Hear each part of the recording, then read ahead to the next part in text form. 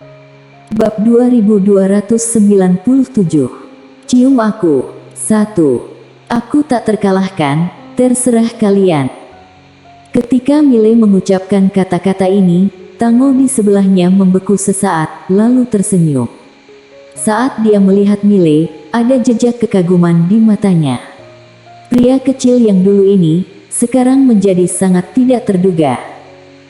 Ketika tetua berjubah hitam mendengar perkataan Mile, dia terkejut beberapa saat, lalu tertawa keras. Tawa itu seperti guntur yang mengguncang langit.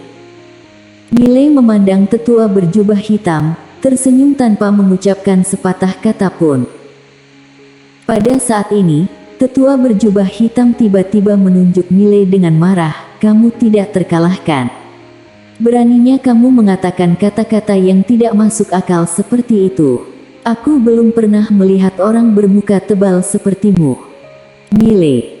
Pada saat ini, puluhan bayangan tiba-tiba muncul di langit yang jauh. Tetua berjubah hitam melihat belasan bayangan dan merasa sangat gembira. Sudah datang. Suaranya jatuh, puluhan orang telah muncul di istana. Pemimpinnya adalah seorang pria paruh baya.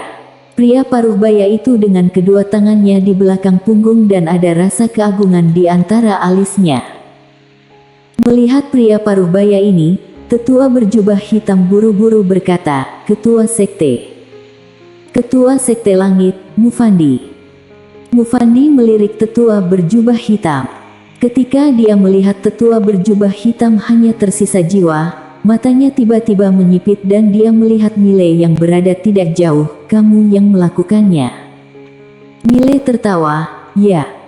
Mufandi memandang Mile, apa kamu tahu bahwa dia anggota Sekte Langit aku? Mile tertawa, aku tahu. Mufandi perlahan mengepalkan tangan kanannya dan saat berikutnya, dia tiba-tiba bergegas ke depan dan meninju Mile. Tinju keluar, ruang hampa robek. Menyerang lebih awal adalah yang terkuat. Ketika tinju Mufandi berada dalam jarak belasan inci di depan Mile, kekuatan tak terlihat tiba-tiba menghalanginya. Mufandi membeku. Saat berikutnya, dia ketakutan dan hendak mundur, tetapi pada saat ini, kekuatan yang kuat langsung mengguncangnya ke belakang ratusan meter dan ketika dia berhenti, tubuh fisik langsung hancur. Melihat pemandangan ini, para master Sekte Langit di arena tercengang. Tubuh fisik hilang. Tubuh fisik ketua sektenya yang tak terkalahkan hilang begitu saja. Dan tetua berjubah hitam tampak seperti kehilangan jiwa saat ini, seluruh jiwanya mundur dengan keras, seolah-olah melihat hantu. Di samping, Tango dengan pelan meraih tangan Mile dan berkata dengan lembut, kamu ternyata menjadi begitu kuat. Mile mengedipkan mata, aku tidak hanya hebat di siang hari, bahkan malam hari lebih hebat. Tango sedikit terkejut dan saat berikutnya, dia kembali sadar dan melirik Mile. Dua awan muncul di pipinya, sangat indah untuk dilihat. Mile tertawa, melingkarkan tangan kirinya di pinggang Tango. Di kejauhan, Mufandi tiba-tiba bergetar, apa kamu alam sumber asali yang legendaris? Mile tersenyum dan berkata, bukan. Mufandi menatap Mile, setelah beberapa saat, dia tiba-tiba meraung, tolong datangkan leluhur. Suara itu jatuh, dia merentangkan telapak tangannya dan kartu token tiba-tiba terbang dari tangannya. Saat berikutnya, kartu token langsung terbang ke awan. Boom! Di langit, gumpalan awan itu langsung mendidih. Mile menyentuh hidungnya, sedikit terdiam. Pada saat ini, Tango berkata dengan lembut, mereka memanggil leluhur. Melihat tatapan khawatir di mata Tango, Mile tersenyum dan berkata, jangan takut, priamu di tempat ini adalah tidak terkalahkan. Tango berkedip, bagaimana dengan tempat lain? Mile tertawa, di tempat lain, aku juga tak terkalahkan. Lagi pula, menyombongkan diri tidak ilegal, jadi apa salahnya menyombongkan diri? Tepat pada saat ini, seorang tetua tiba-tiba muncul di awan. Melihat tetua ini, Mufandi yang hanya tersisa jiwa buru-buru membungkuk dalam-dalam. Guru leluhur. Guru leluhur. Di belakang Mufandi, semua master sekte langit membungkuk serempak. Setelah tetua itu muncul, dia melihat sekeliling tanpa ekspresi, dunia yang begitu lemah. Saat berbicara, dia melihat ke arah Mufandi di bawah. Ada apa? Mufandi menunjuk Mile di kejauhan. Guru leluhur, orang ini ingin menghancurkan sekte langit. Tetua itu memandang Mile dan saat dia melihat Mile, alisnya sedikit mengernyit. Kenapa terlihat familiar? Familiar. Mile tersenyum. Dulu aku juga tinggal di alam semesta 5 dimensi. Alam semesta 5 dimensi. Tetua mengerutkan kening. Melihat Mile, dia merasa semakin familiar. Saat ini, Mufandi buru-buru berkata, Guru leluhur, orang ini tidak hanya ingin menghancurkan sekte langit aku, tetapi juga meremehkanmu. Mohon guru leluhur bunuh orang ini. Tetua itu mengabaikan Mufandi, dia menatap Mile lagi. Apa margamu?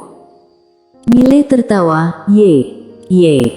Tetua itu sedikit mengernyit. Setelah beberapa saat merenung, pupil matanya tiba-tiba menyusut dan dia berkata dengan suara bergetar, Yang mulia adalah Mile Ye, Tuan Muda Ye. Mile tertawa, kamu kenal aku. Mendengar kata-kata Mile, tubuh tetua itu bergetar, kemudian di bawah pandangan semua orang, kakinya lemas dan dia langsung berlutut. Semua master sekte langit langsung tercengang. Apa yang terjadi? Wajah tetua itu pucat dan matanya penuh ketakutan.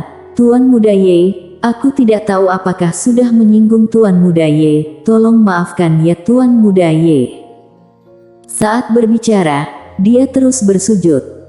Melihat pemandangan ini, para master sekte langit langsung membeku. Tuan Muda Ye. Siapa Tuan Muda Ye? Kenapa dia dan yang lainnya tidak pernah dengar? Mile menatap tetua yang sedang berlutut dan tersenyum. Kamu kenal aku? Bersambung.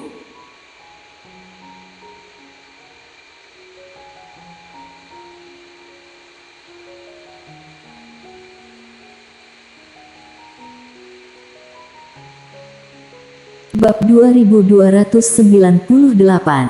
Cium aku. 2. Tetua mengangguk dan berkata dengan suara bergetar, Tuan Muda Ye pernah melindungi seluruh alam semesta 5 dimensi, siapa yang tidak tahu? Di alam semesta 5 dimensi, ada 2 dewa pelindung, satu adalah Tiandao 5 dimensi Saferamu, satu lagi adalah Mile Ye, Tuan Muda Ye. Tetua itu sekarang sudah sangat ketakutan. Pada saat ini, Mile tiba-tiba berkata, kenapa aku tidak mengenalmu? Tetua itu tersenyum kecut, wajar jika Tuan Muda Ye tidak mengenalku. Aku hanya orang kecil. Aku belum pernah melihat sosok Tuan Muda Ye yang sebenarnya, hanya pernah melihat lewat patung. Saat mengatakan itu, dia dengan cepat bersujud, Tuan Muda Ye, murid-muridku tidak mengenal Tuan Muda Ye, jadi mereka menyinggung Tuan Muda Ye, tolong maafkan. Mile tertawa, maafkan. Aku pikir kamu adalah orang yang pintar, tapi ternyata aku salah. Jika mereka menyinggung aku tidak masalah. Aku tidak akan mempermasalahkannya dengan mereka, tetapi mereka menyinggung wanitaku dan kamu memintaku melepaskan mereka. Lucu sekali. Mendengar ini, ekspresi tetua langsung berubah.